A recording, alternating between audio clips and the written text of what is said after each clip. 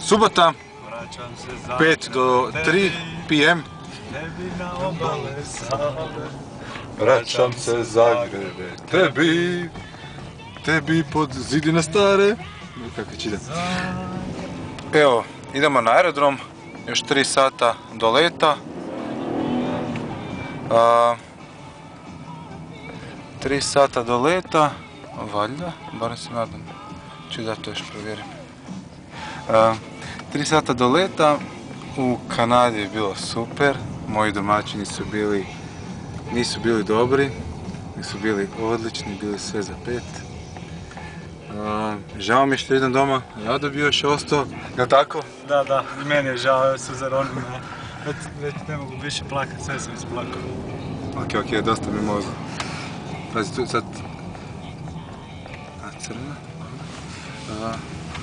A ništa, to budemo se javili kasnije sa nekim zaključcima u Kanadi.